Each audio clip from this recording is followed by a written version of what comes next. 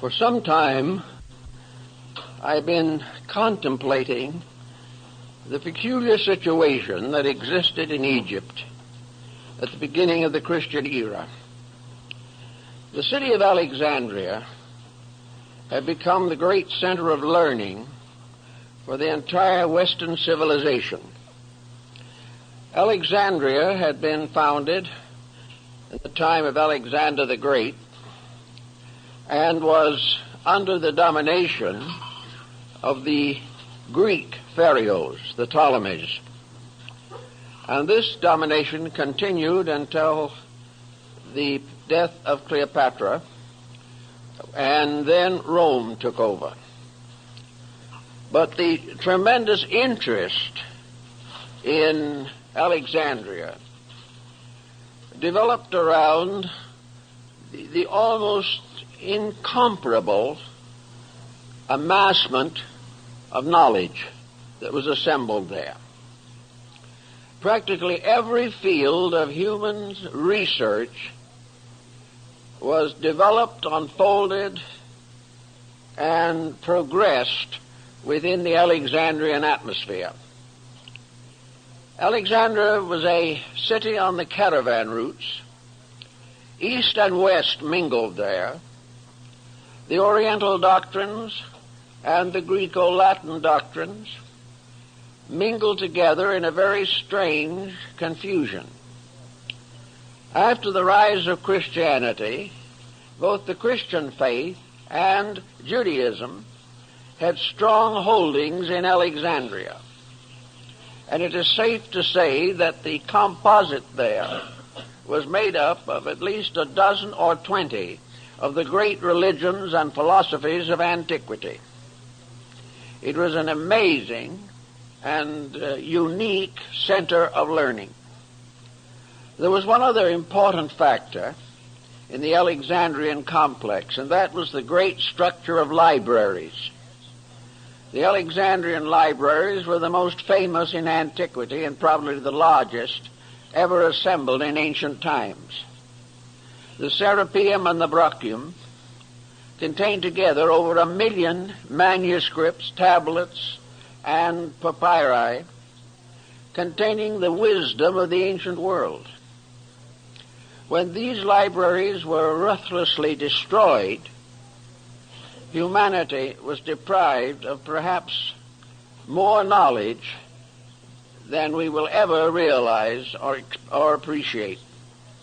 The destruction of these libraries also closed off our knowledge of the source of Alexandrian wisdom.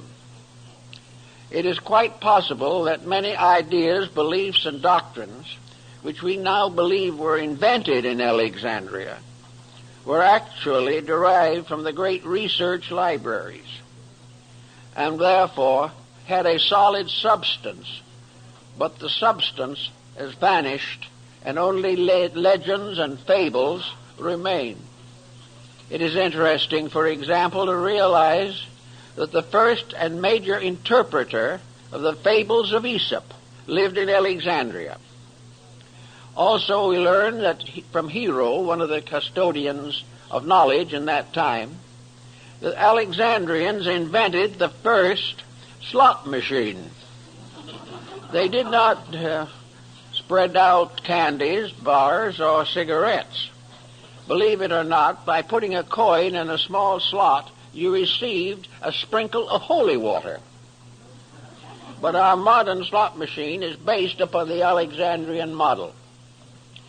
Everywhere we find them, in herbalism, in medicine, in philosophy, in art, literature, poetry, these mysterious people that occupied this great Egyptian area were almost universally learned. We know, for example, that the entire structure of Hermetic thinking and the story of Hermes Trismegistus arose in Alexandria. And we also know that the Alexandrians must have had a considerable sense of prophecy. It was there also that the Sibylline books developed that prophesied the future of the world. It was Ptolemy of Alexandria that gave the world astronomy and very largely contributed to the rise of astrology. There were zoological gardens. There were ponds for fish. There were reserves to protect animals. There was just about anything and everything you can think of. And not far outside of the boundaries of Alexandria stood the great group of pyramids, which have remained to this time the wonders of the world. Very little is actually known about the pyramids. Contemporary records are very scanty. They are mentioned by Herodotus in the 5th century BC. But for the most part, no one has had an interest deep enough to attempt to investigate the circumstances surrounding the building of these great monuments. To this day, we really do not know why they were built, when they were built, and how it has happened that they have continued to intrigue human thinking for so long a period of time. Perhaps the most simple beginning for the search for pyramids is to realize that the pyramid builders represent a period in the development of human society. Pyramids were built in many different places. Probably one of the most interesting groups right here on the Western Hemisphere, the pyramid towers and temples of the Aztec and Maya culture. A few years ago, enormous pyramids were discovered in central China. And we know that the ziggurats of Babylon and Chaldea were all part of this great pyramid building scheme of things. The shape of the pyramid changed considerably in the course of time.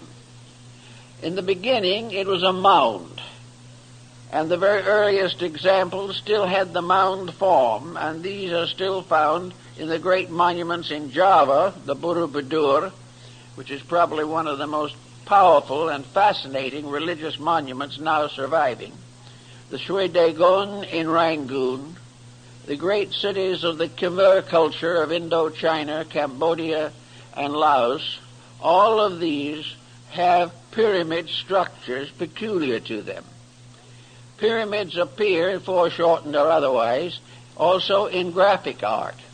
And among the mandalas of Tibet, Mongolia, Bhutan, Korea, China, and Japan, the pyramid design occurs frequently and represents a basis of a great meditation picture.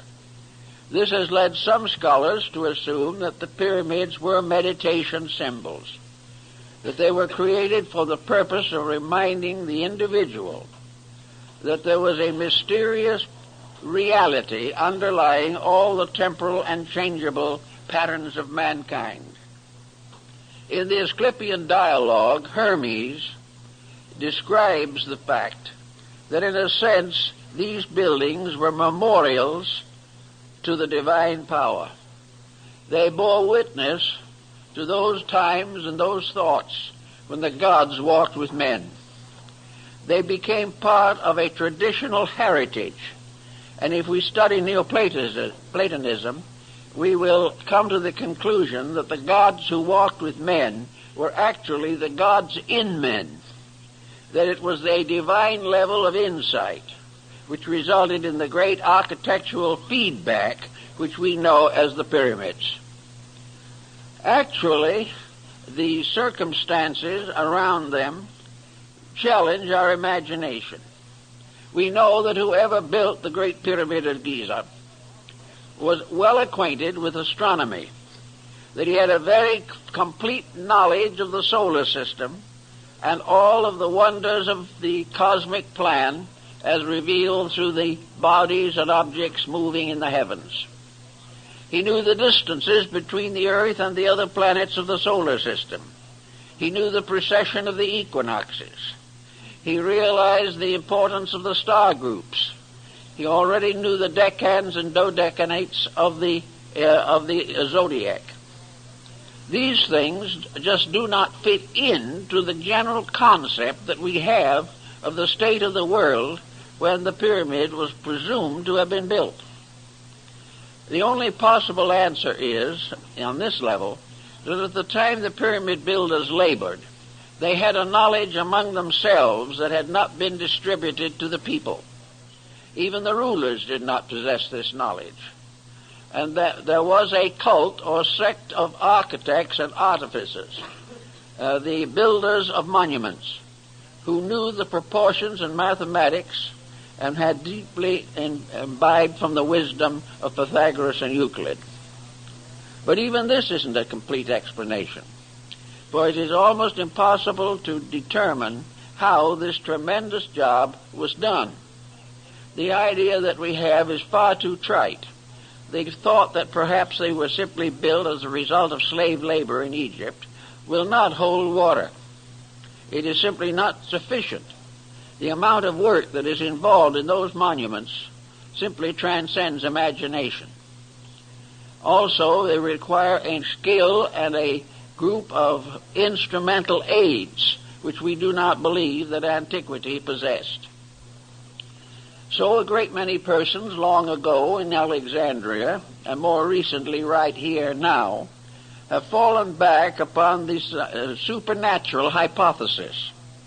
When we can't imagine how a thing was done, we begin to believe that it must have been done by magic or some supernatural power or force. The Chinese have long believed that their Great Wall was built by the gods. They did not believe that any human being could build it. And it is only natural when we come into the presence of something that transcends our own abilities that we begin to wonder whether some strange esoteric means was involved, as in the case of the statues on Easter Island and many other such unsolved mysteries of antiquity. To fall back upon this supernatural theory is comforting to a degree, but it can lead us into serious complications, because we know that the Egyptians and other nations of that period were esotericists. We know that they had a knowledge of natural law far ahead of their time, and they had a responsibility for the use of natural law far ahead of our time. These people had a deep appreciation for the immensity and integrity of the universal plan. They had already discovered thousands of years ago that you cannot break natural law without suffering.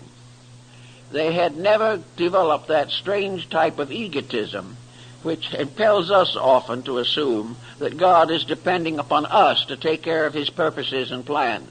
They did not think this. They realized or believed that they were the servants of an infinite reality.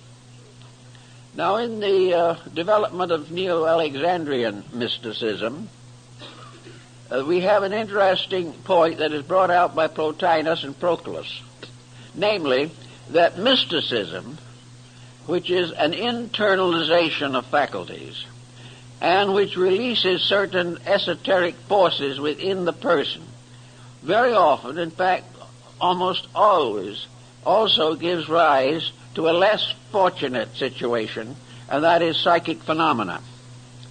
The mystic is more inclined than anyone else to believe in the psychic factors of life. And because these are inconstant, and because most of them arise within the imagination of individuals, psychism leads to difficulties, even while mysticism leads to spiritual attainment. They are not the same thing. The pyramid, as it stands today, there is, of course, the largest and most important of several groups of similar buildings scattered around through Egypt and other parts of North Africa. For all intent and purposes, we are told that at the year 820 A.D., the Caliph al-Ma'mun of Baghdad brought a large number of workmen to Egypt to explore the Great Pyramid. The reason he did this was because there was a legend to the effect that the pyramid had been built by mysterious giants called the Shaddai, and that they had buried within the pyramid a great treasure and had guarded it with demons and monsters and all kinds of supernatural forces. Al-Mamun wanted to study this for himself, and he also was very anxious to get hold of that treasure, which was presumably somewhere within the pyramid. In order to gain his end, this son of the faithful brought with him workmen from Baghdad. These workmen were good Muslims and were also honest and faithful servants of the caliph. But likewise, they had been induced to hope that were the treasure found, they would benefit also. In fact, they had been assured that such would be the case. And one day, in the early 9th century, the Caliph al-Mamun stood at the face and base of the Great Pyramid. It was one shining surface. All of the capping stones were in place. There was no mark or opening anywhere on any of the four sides. It was so perfectly covered that it reflected the sun like a mirror on all of the sides of the southeast and west, glistened and gleamed with the light of the sun, and only the north side was silent and dark. Mamun was completely overwhelmed by this structure, over 400 feet in height. A shining pyramid-shaped body rising from a square base with four equilateral triangular sides. He just stood and looked at it. But the important thing for us, I think, to remember is that at that time all of the surfacing stones were in place. The pyramid did not consist of a series of steps of blocks. Everything was smooth. Each level had been cased and surfaced with properly cut stones, so perfectly trued that it was not possible to insert a knife blade in the space between them. It is also believed that much of this work was done without any cement, because the fittings of the stones were so perfect. Sometime between about the 9th century and now, all these casing stones have disappeared except 6. There are 6 stones left to remind us of what was originally the entire facing of the building. These stones are huge, weigh hundreds, maybe thousands of pounds, and they are still in place, but that's all there is of them. All the rest have gone. Now, we are told that they probably were used to build various structures in the city of Cairo, that they were used to create palaces and mosques for the Muslims, and that little by little the Great Pyramid was turned into a quarry to be the source of base materials for building purposes. This answers one question, however, that we have to consider. There are some marks on the sides of the pyramid, considerable distance from the ground, which have been believed to mark water erosion, and the idea that the pyramid was at some time or other submerged, up at least 2/3 of the way. If Mamun's statements can be believed, this is not possible.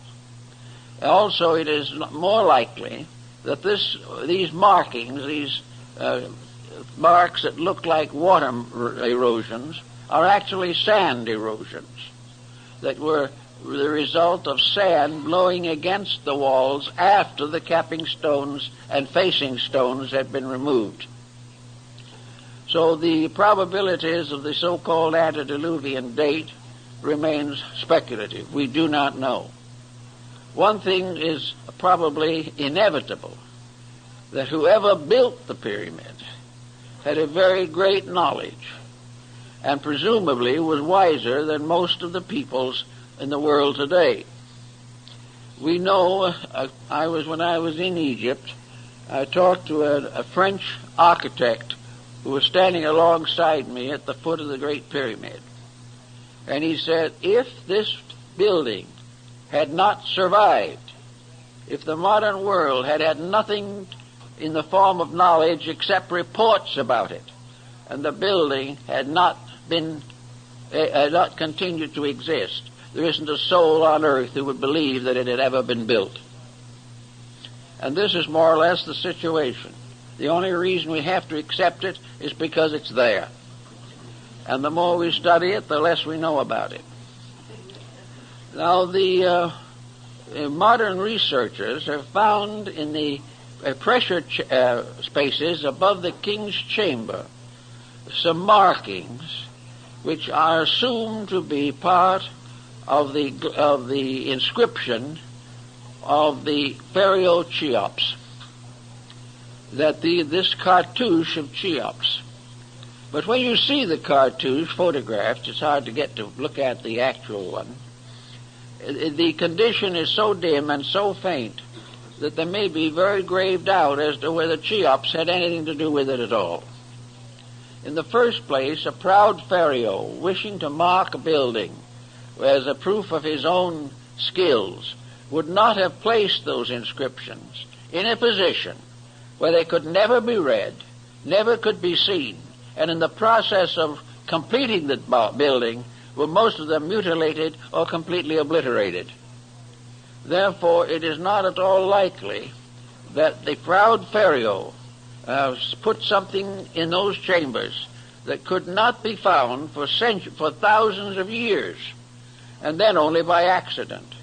Most of the Egyptian monuments are clearly marked with the cartouches of their originators.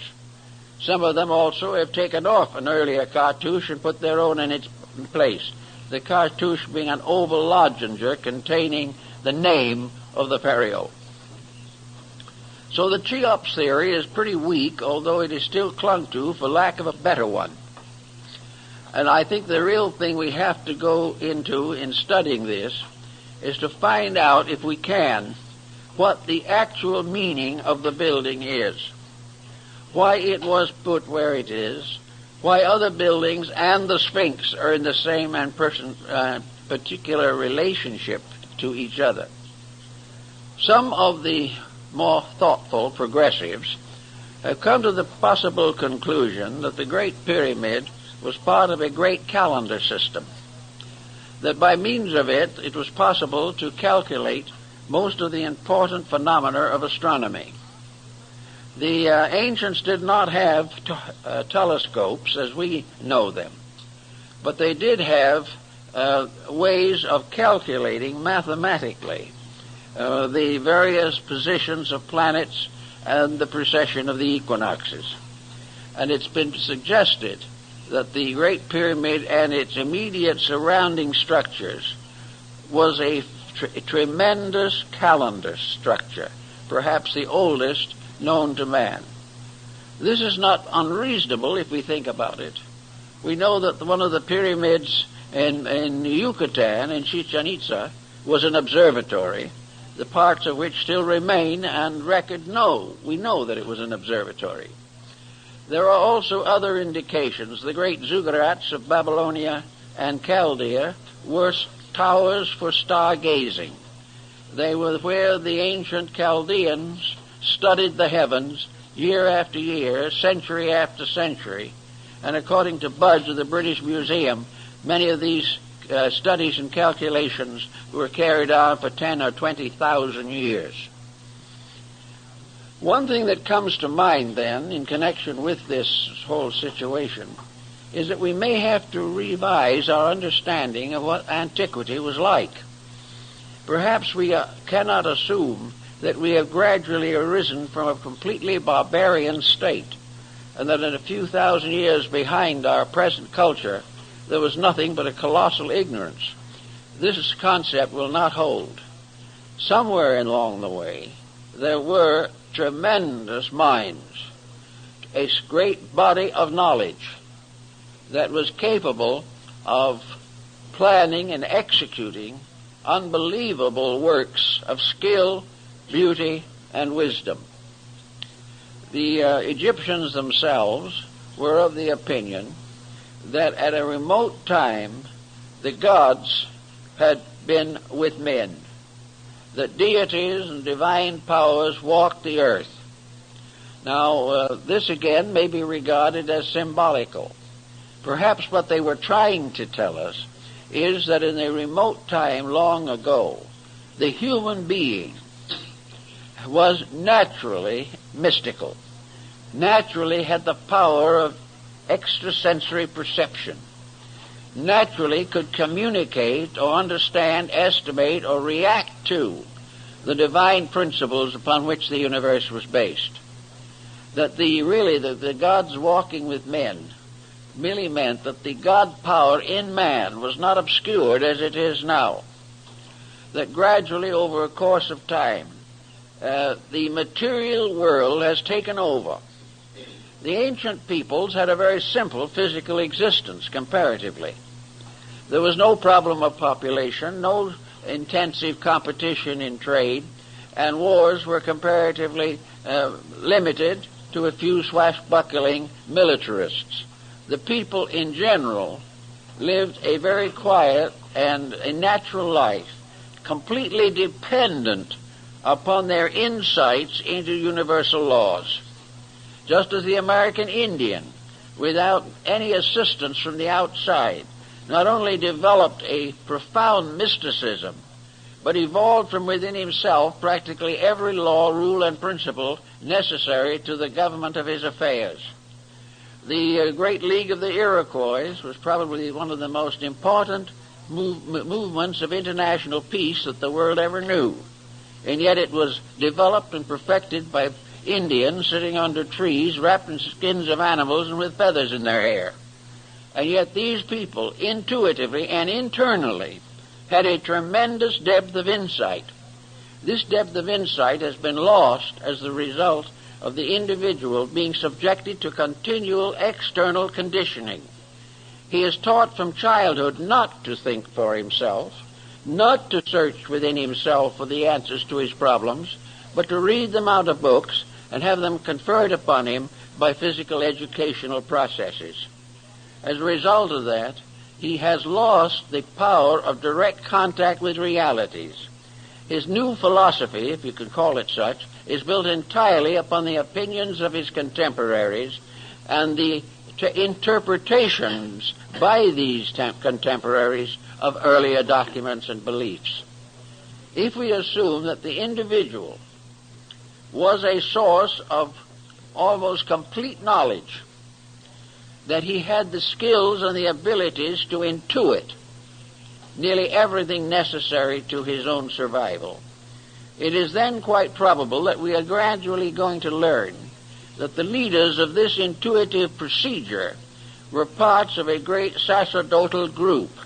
You might be willing to call them the mysterious sages, the wise men of ancient times, the first ones of the earth who knew, and the giants of mind and thought who were upon the earth in those days. In any event, however, there was undoubtedly a tradition that descended into Egypt from a still earlier source, a tradition based upon an internal development of spiritual resources, a development which went back perhaps to India or to one of the ancient civilizations that have now vanished away. But by 4,000 or 5,000 or even 10,000 B.C., there was a great knowledge in the hands or in the keeping of a few persons. And these few persons more or less set up the system of mysteries which operated in Egypt, Greece, and the Roman Empire. Now, in this also, I think it is very important to bear in mind that the initiate system, which was the prevailing system in Egypt at that time, was based upon one tremendous point, a point which we have lost, a point which we have never really attempted to restore, but about which we have given considerable thought and consideration. The purposes of the mysteries, according to such initiates as Plotinus, Proclus, Iamblichus, Ammonius Saccas, and others, was very simple, that the individual should learn factually, truly, beyond question, beyond doubt, through personal experience, that death is an illusion. that immortality is the summit of man's problem, that the ancients not only believed in it, but kept this belief in secret, but developed a science by means of which they could communicate the fact and example and circumstance of death directly to another person. In other words, the initiates of the mysteries, according to the old concepts, were persons who had lived, died, and been born again in this world. In order to accomplish this, there was an elaborate ritual system, because upon the concept of immortality was built the entire problem of an enduring material culture in this world. If immortality was demonstrable, beyond question, not the result of communication, not because certain famous person had believed it, not because we wanted to believe it, or because it was written in sacred books, or anything of that nature, but because the individual who believed it had died, passed through the experience, and come back to life. This was the burden of the mystery system, was to prove conclusively that death was not the end of anything.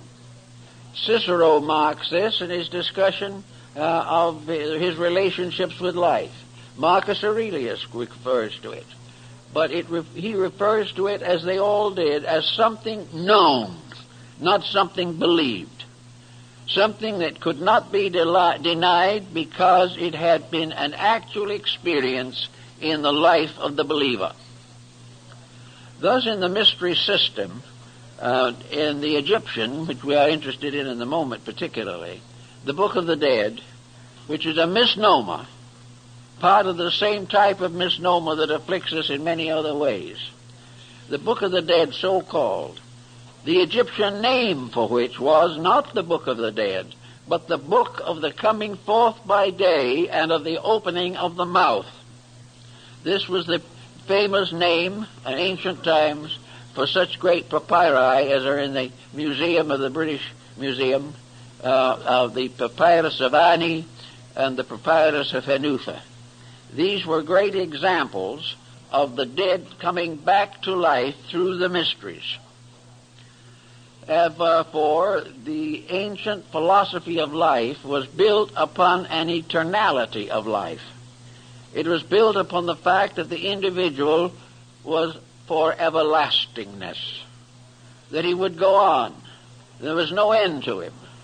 There was no one converting people to this. There was no one preaching it or teaching it. In the mysteries, the candidate went through it himself as an actual fact. And as Apuleius tells us in the Metamorphosis, the initiate in the temple tread upon the threshold of Persephone, that is the underworld, and beheld the spirits. He went into the realm of death and returned again. Eugene O'Neill's play, Lazarus Laughed, is built upon this theme and is derived very largely from the ancient teachings. In the play, Lazarus, as had been raised from the dead by Christ, lived on for a time and was finally persecuted in Rome by the Emperor Caligula. And finally Caligula threatened Lazarus with death, and Lazarus laughed at him. The man who had died laughed at the man who thought he could kill anything. And this was the burden of the mystery. That the individual who knew, not because he could believe or have faith, but because through the rites, ceremonies, and esoteric practices of the temple, he lived through it and came through alive, and came out of darkness into light, knew as a certainty beyond question that there was no death. Now, we don't realize, perhaps, how important this point would be in the modeling of civilization. We do not realize how oppressive the concept of death is, and how the punishments of the dead in the theological systems, how they may torture or terrify the person. The main point was to establish the reality of survival and its associate belief, the consciousness or concept of rebirth. Rebirth was simply immortality, spaced out. It was a part of the everlasting, ever-livingness of everything that exists. The ancients, therefore, had very little fear of death, and something of the form of a mystical experience of this probably influenced the Christian martyrs in the Circus Maximus in Rome, when they died for their faith. There was something about it all that transformed a life of fear into a life of certainty. It also removed the dynamic importance of material existence and represented it in this world as merely the antechamber to eternity itself.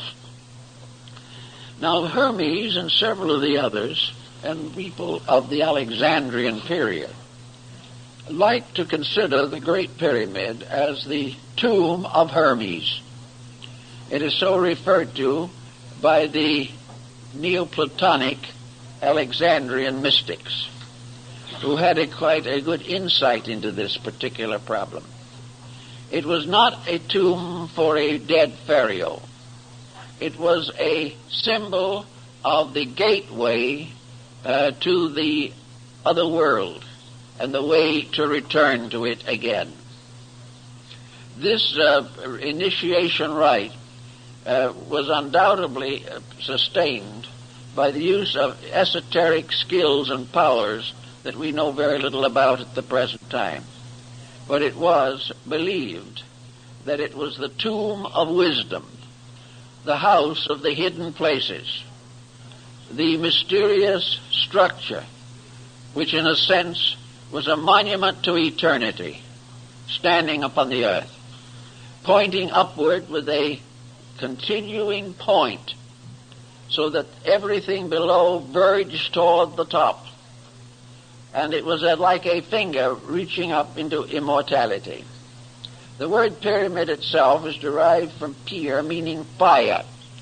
Therefore, the building was flame-shaped. And in the times when the stones were all in place, it glistened like a glowing flame with its mysterious point upward. Also, it was a marker.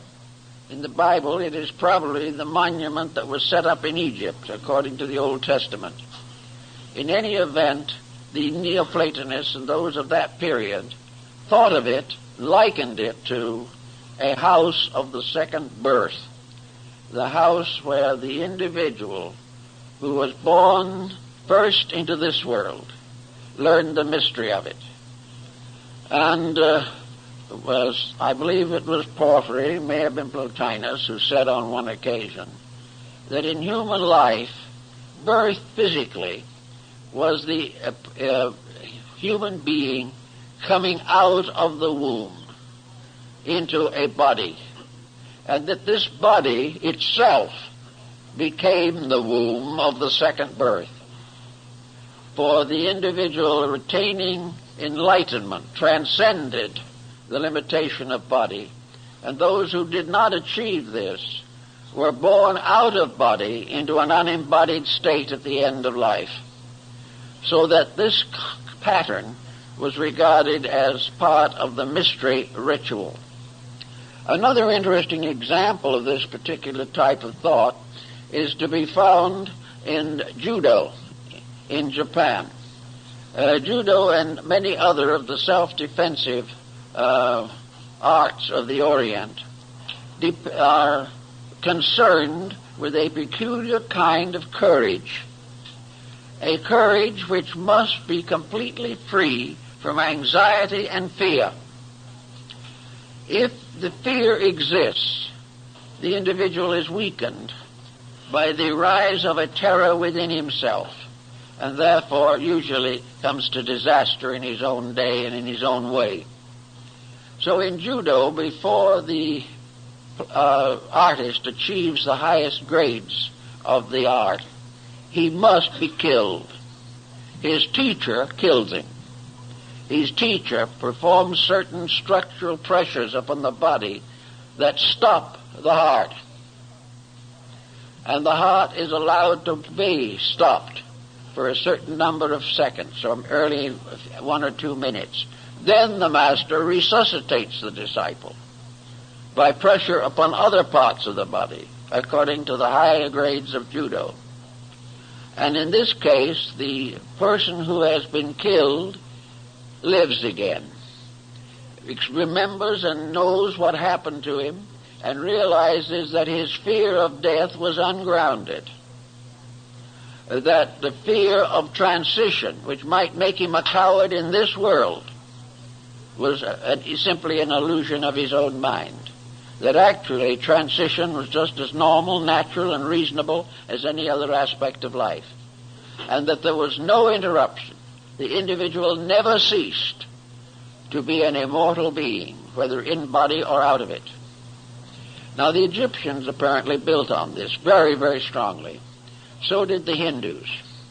They felt or realized the tremendous significance of this realization that there was no termination, that there was no end, that the labors of a life were never lost, and that the achievements of a life were forever necessary, that the individual who had an idea that his virtues might go to oblivion with him was wrong, and the one who believed that his vices would go to oblivion with him, he also is wrong. There is an interruption of place, but not of state. There is an interruption in the sequence of relationships between the individual and the material body, but no interruption in the continuity of the life within that body. Thus, materialism, which has become more or less prevalent in our time, can be held responsible for a very large amount of the unfortunate pressure that bothers us today.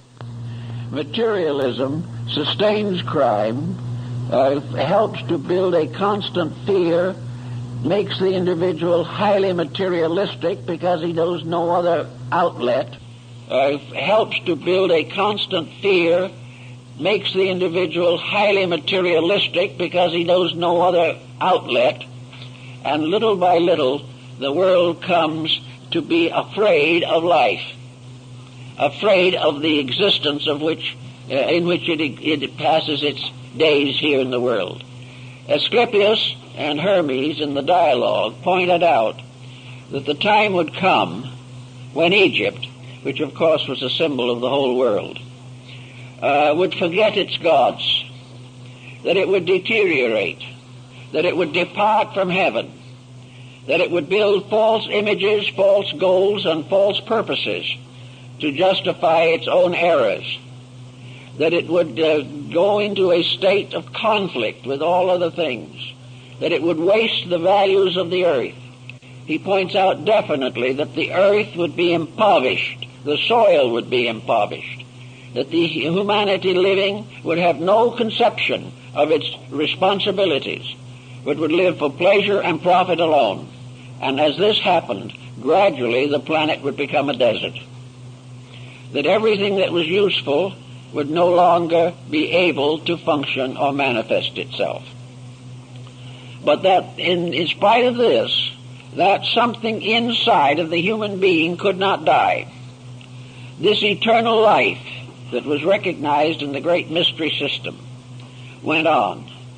And also in the course of time, the life within the individual would revolt against the misconduct of his mind, emotions, and body.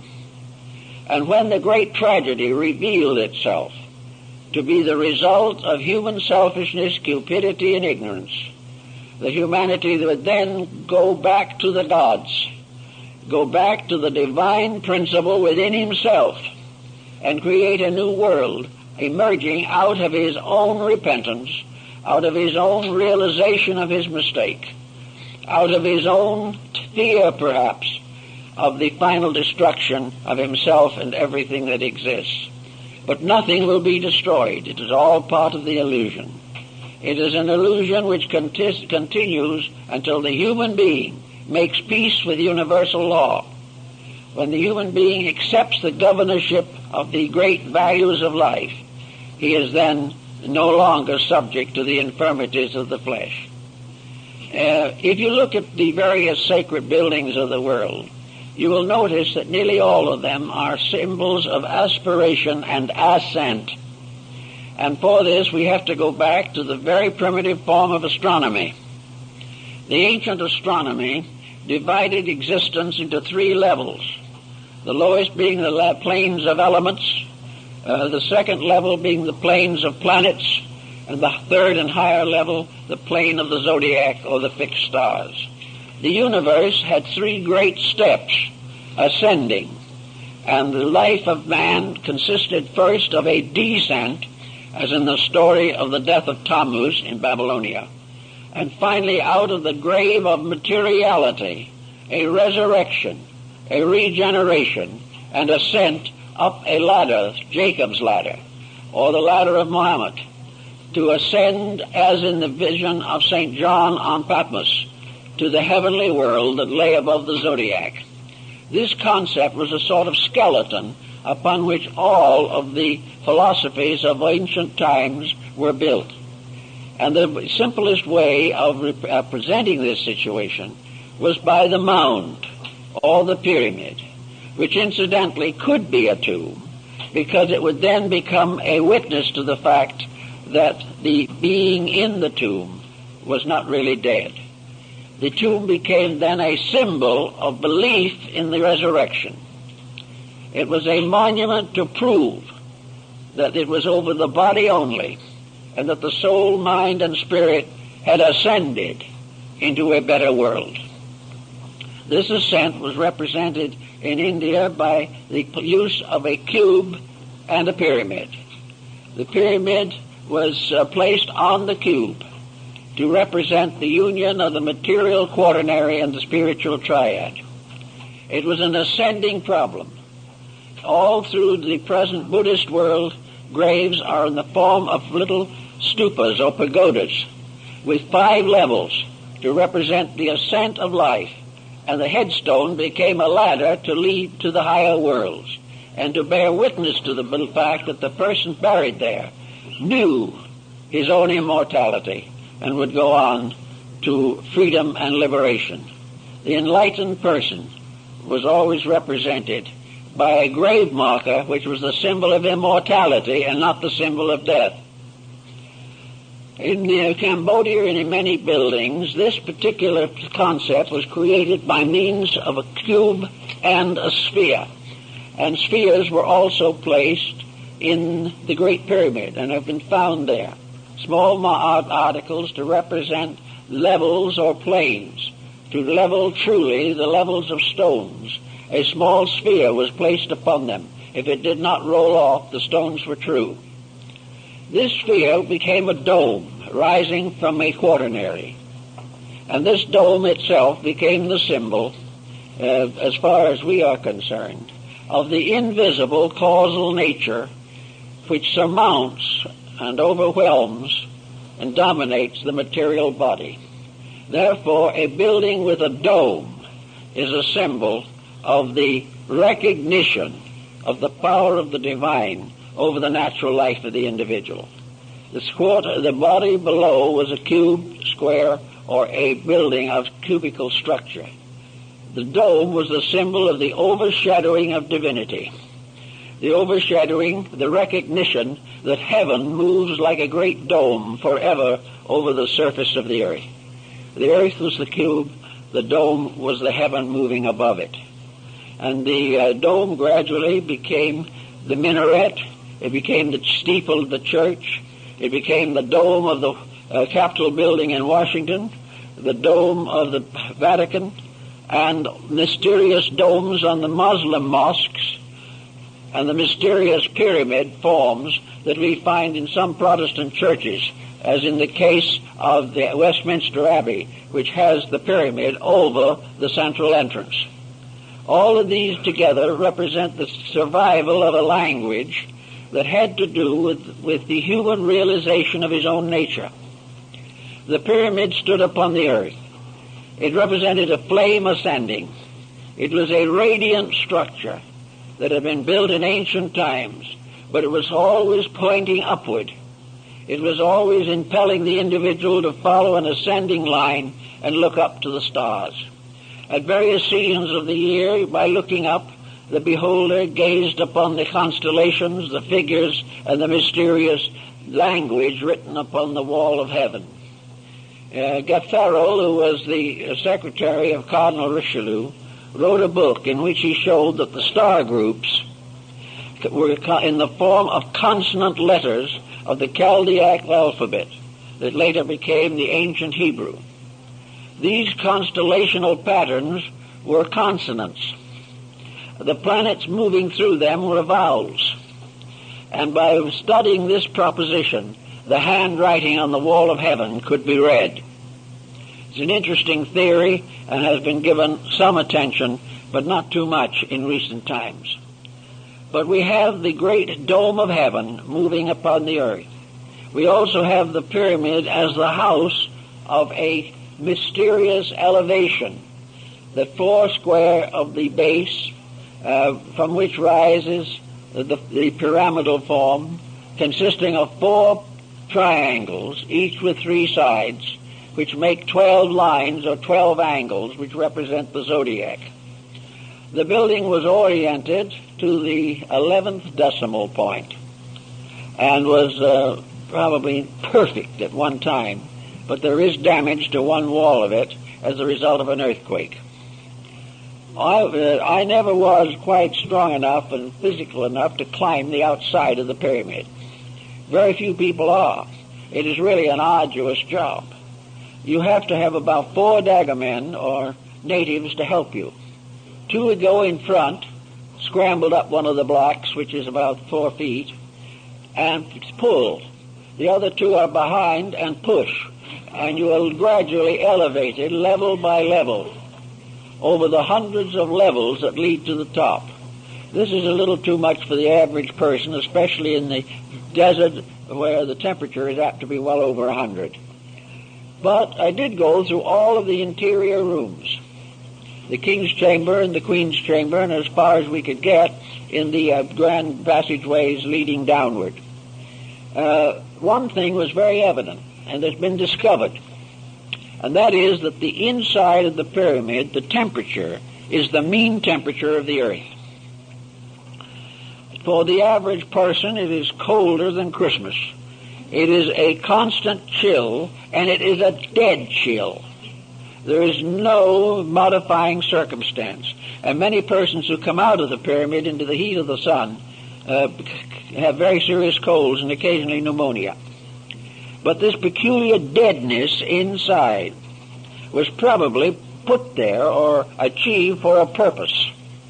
It was probably in this deadness that the transcendent or suspension of life in the ceremony of the coming forth by day was performed. The individual was in the tomb. He was attended by the priests. He was dead. And like the prodigal son, whose father said, "My son was dead, but he is alive again," humanity was the prodigal son. There were 2 ways of growing in this world.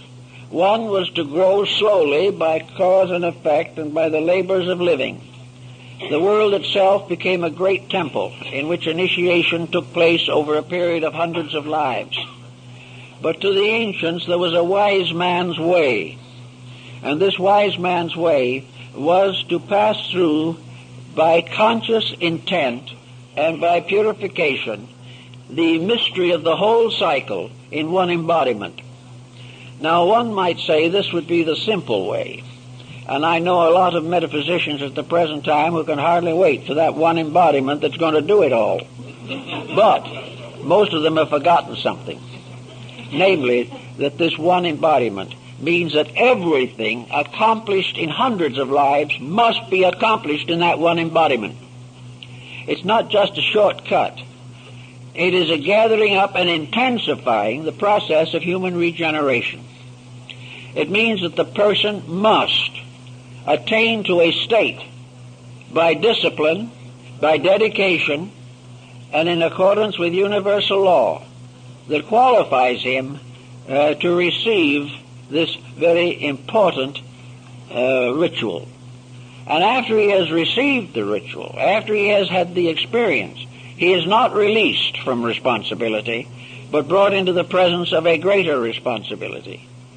Having become, as Apuleius points out, a citizen of two worlds, the individual must act accordingly.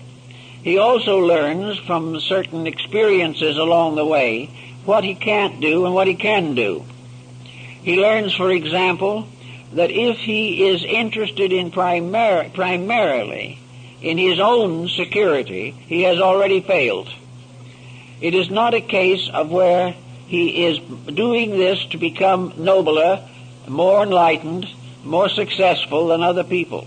He is doing it for one purpose only, that he can be a better servant of the infinite. The ritual produces dedicated disciples of wisdom, not satisfied people who sit back and try to nurse their own intelligence. It is a case in which every step carries with it a heavy burden of duty, and that the final achievement requires the complete abnegation of personal self-interest, a complete overcoming of the problems of egoism and egotism. Otherwise, all is lost. Furthermore, there can be no backsliding, because the individual must reach a state of certainty before this enlightenment is given that makes it utterly and completely impossible to backslide. He cannot get it and then fail and turn from it. If he turns from it, it means he never had it. If he fails, he fails himself. He cannot fail the infinite. So that the rituals of the initiations of those times were very, very severe. There is an account that Thomas Taylor is said to have found in the records of the British Museum, although no proof is available of it. It is interesting, at least. Namely, that Plato was initiated in the Great Pyramid. And it was there that he received his own final enlightenment. But this presents another problem.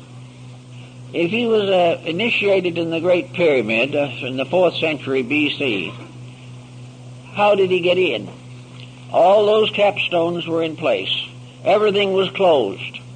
The answer would appear to be that there must be other entrances. There must be some other way of getting into the building.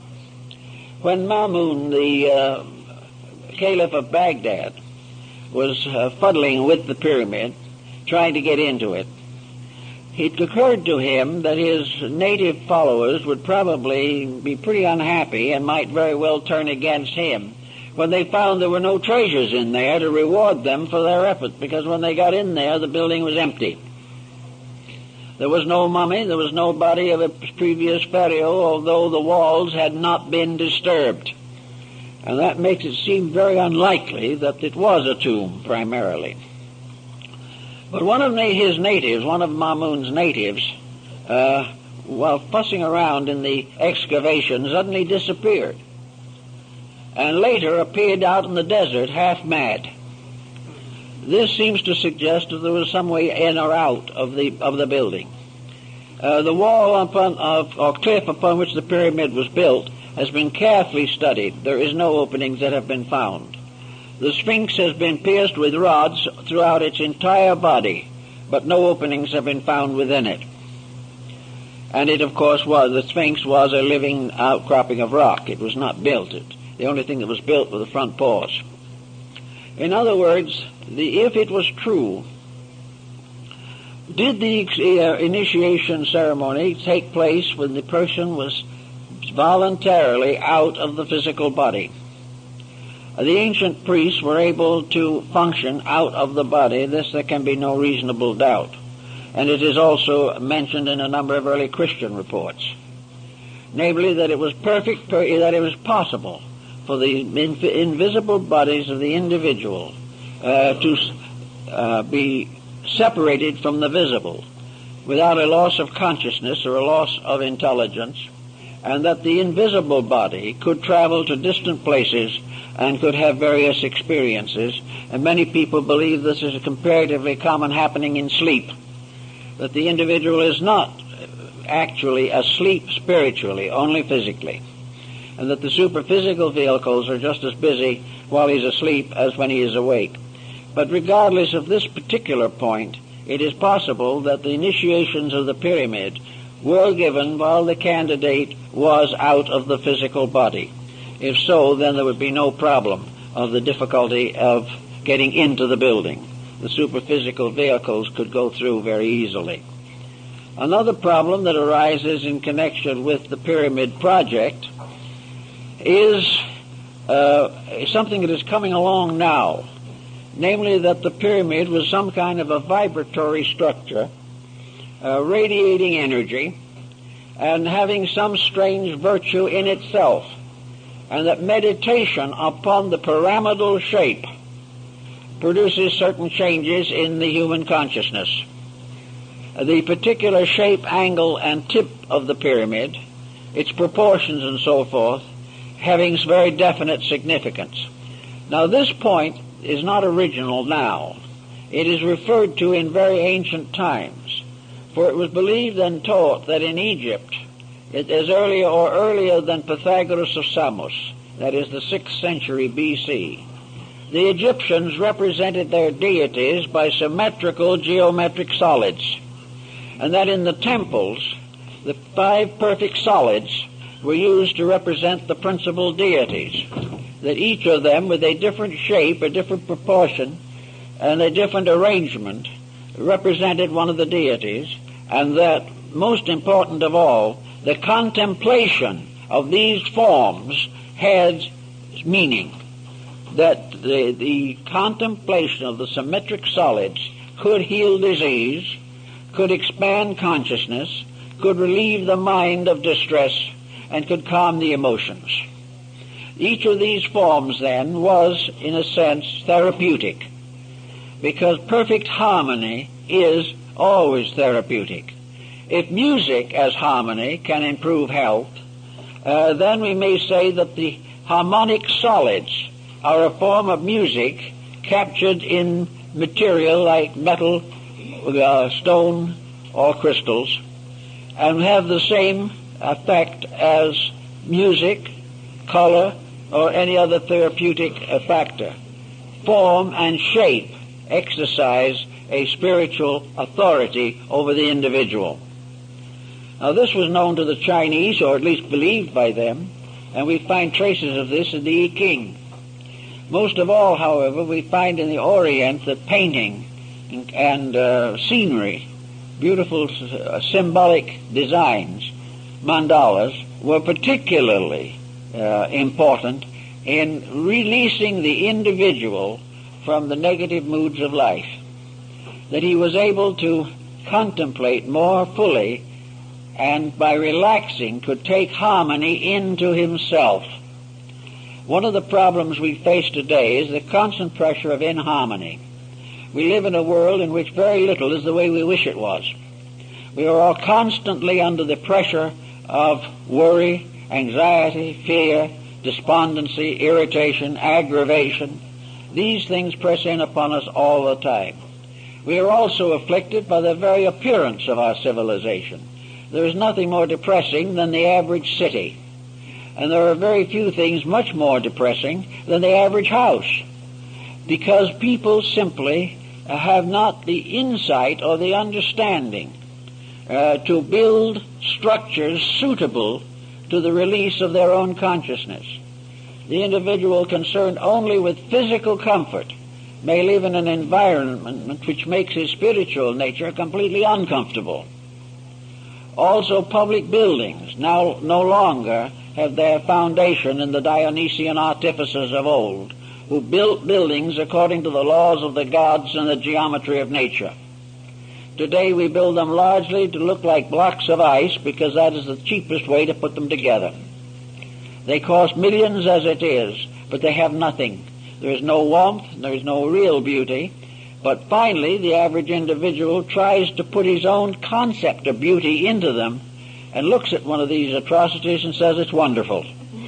Simply because he has become accustomed to something that was not right, until he finally accepts deformity as normalcy. This type of thing the ancients didn't believe in. And probably the most perfect structure that antiquity knew was the pyramid. The pyramid had several advantages. First of all, it was simple. It had no details.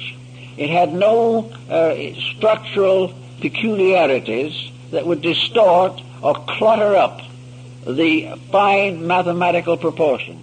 It was a perfect example of geometry.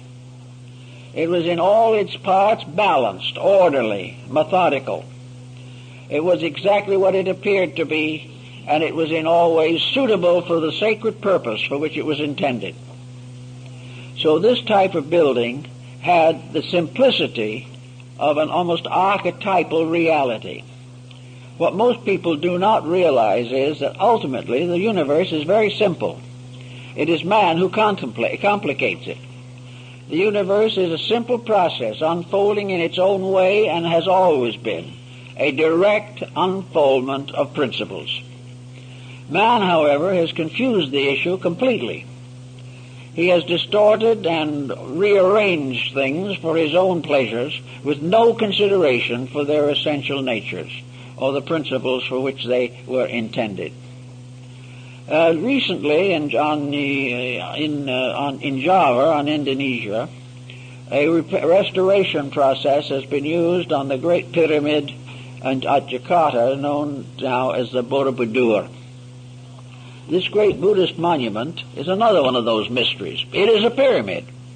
It is a perfect pyramid in a sense, but it represents a different philosophy of life. Therefore, it is presented with somewhat modified symbolism. Up to about 25, 30 years ago, this great monument, which is probably one of the largest religious structures on earth, was gradually fading away.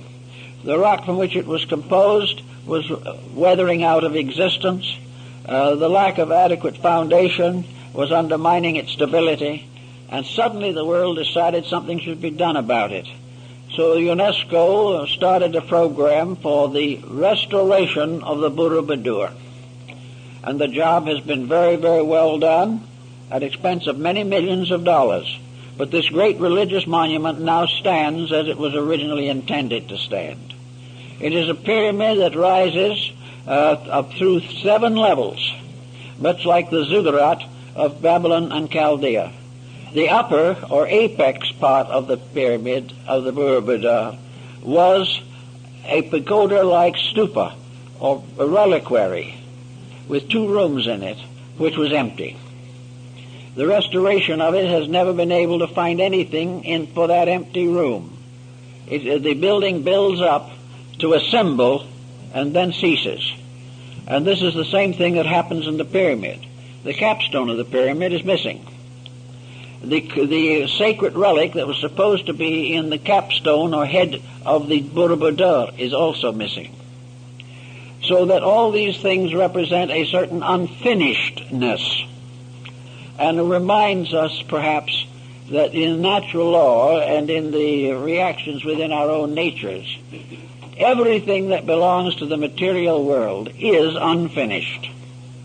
Existence, mortal existence, is an unfinished business. And it takes place in an unfinished world and challenges everything that lives here with the restrictions of an unfinished realization of truth. Everything is growing, but nothing has completed its growth. Everything is getting better, but nothing in the mortal world has finally achieved the state of being best. Everything we try to do, everything we try to work with, science particularly, should have a complete understanding of the mystery of the missing capstone, because science is worrying over it right at the moment, but on a different level of thought.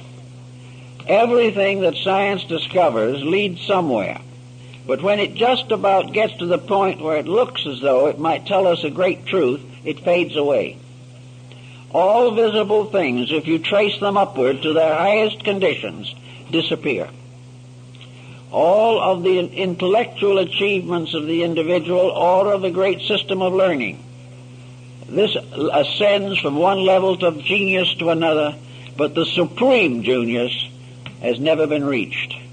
The supreme answer to the problem of life has never been reached. All that we have for these particular conclusions is our own inward realization. So the formula is rather simple. We can build everything on the outside up to a point, but to complete it we must call entirely upon the inside. It is our own inner life that must perfect every structure that is formed in the material world. The answer to everything lies in ourselves. We can read books up to a certain point. We can use laboratory experiments up to a certain point.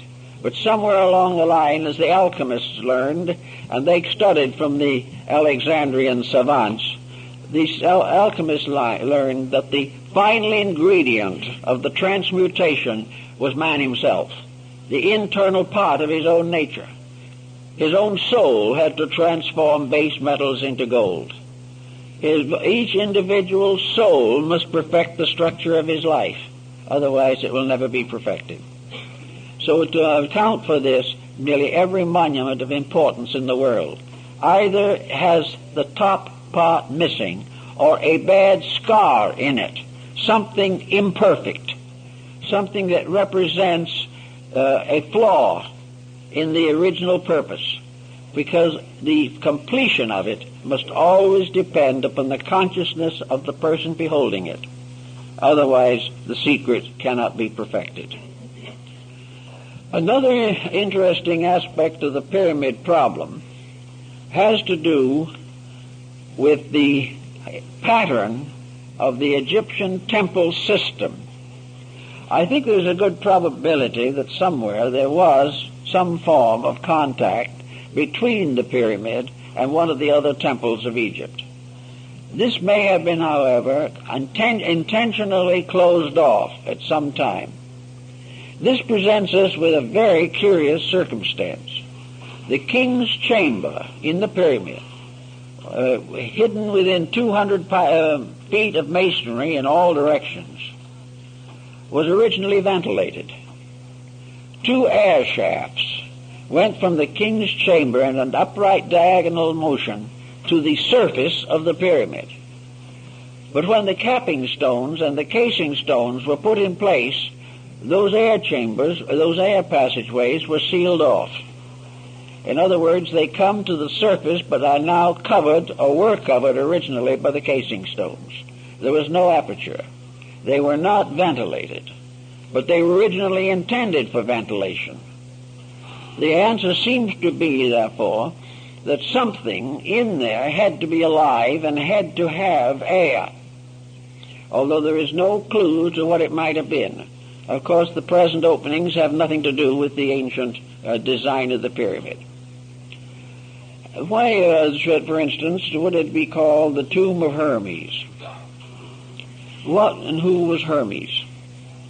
Hermes was the Greek form of the deity Mercury, and the Egyptian form of Mercury and Hermes was Thoth, the god of the writing tablet. Hermes was a symbol of the universal mind, because it was said of him in his own day, whenever that was, because he is probably also a symbol invented by the Alexandrian esotericists. He is not known prior to the rise of Alexandria. What was that he was the author of 10,000 books, and some of the old stories tell us that he was the author of every book that was ever written in the world. Well, the implication is pretty obvious, namely that he has to represent the power of mind, which is the author of all things. Therefore, Hermes is universal mind. He is the universal mind that may have been symbolically buried in the Great Pyramid, which is supposed to have been his tomb. Not a pharaoh, but the universal mind itself, which in turn might point out the idea of a universal symbolism, that the secret of the mind was built into the structure of the pyramid. And therefore the investigation of the pyramid could ultimately lead to the discovery of the nature of mind. In any event, however, Hermes, as the author of all the books in the world, became, in a sense at least, the symbol of the great esoteric schools. He became the scribe of the gods, the interpreter of heaven. He attended the psychostasia, or the weighing of the soul of the dead, in the great Egyptian mortuary papyri and paintings.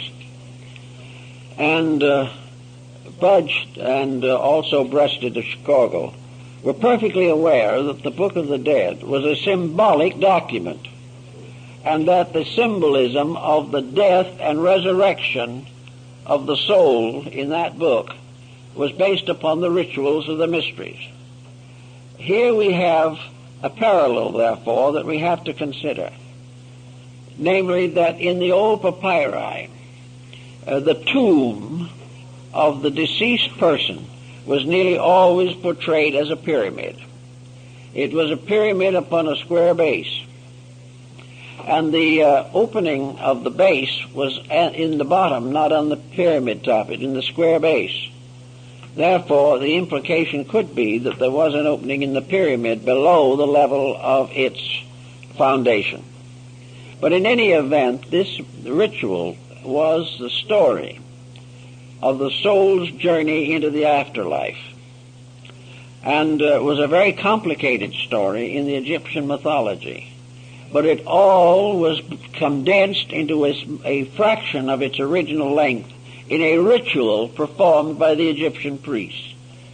Breasted told me that he was perfectly aware that it was a ritual when he translated these papyri. And this ritual was the ritual of coming forth by day. Those who die the ordinary death go forth by night, according to the Egyptians, and they wander in a kind of darkness, of uncertainty. They wander through a universe that is benign, wonderful, loving, but like an infant, they have no memory or no conscious thought of where they're going. So those of that type who just simply die as they have lived, asleep as to reality, who have never improved themselves by any conscious effort, these are the little ones. They're not evil, they're not doomed for perdition, their mistakes will not prevent them from growing, but they are still unable to come forth by day, which means they cannot come forth consciously. They cannot come forth lighted by their own inner light.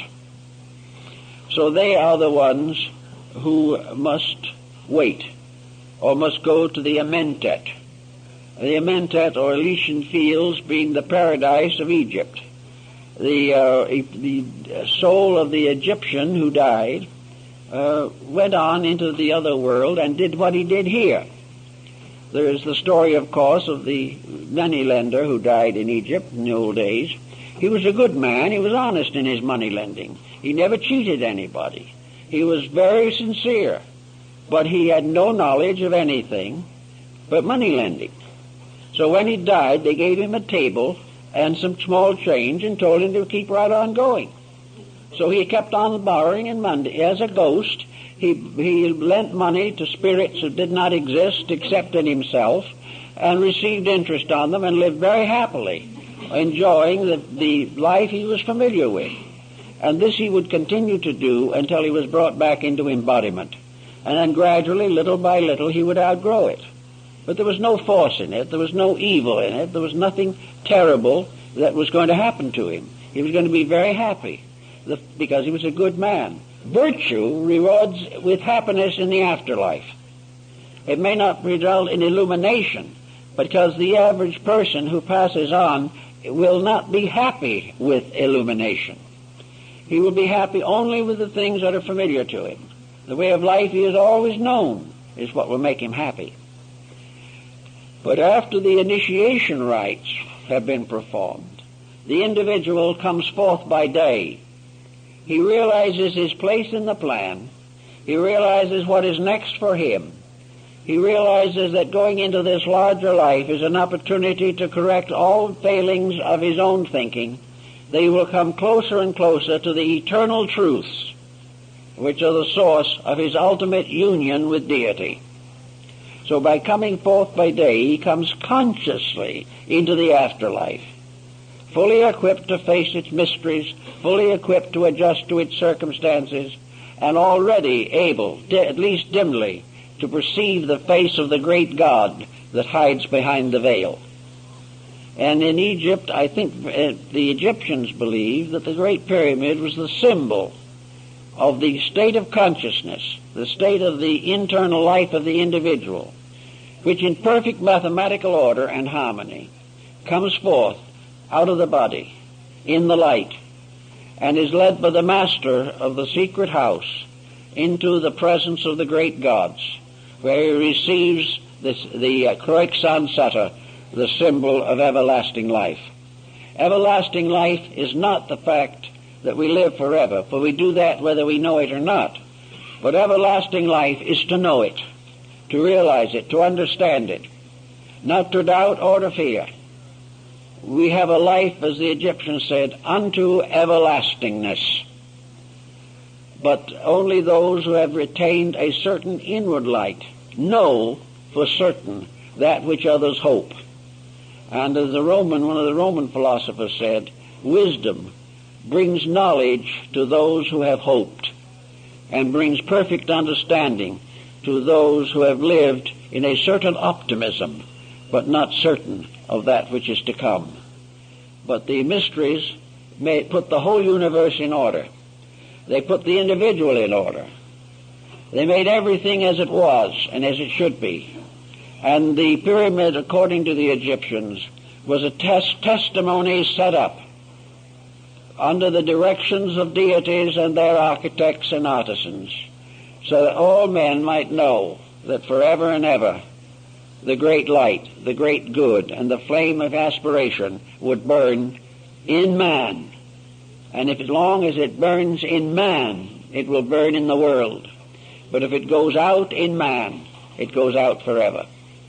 So the wisdom of the ancients was to continually introduce and initiate the worthy into the real purpose of the plan, to help them to understand the great dignity of life, the great value and virtue of obedience to law, and that forever the pact between heaven and earth was sealed by the symbolism of the pyramid. This is what the Alexandrians worked out and thought about it, and I think it comes rather close to the facts of the matter. Well, I guess that's all for today.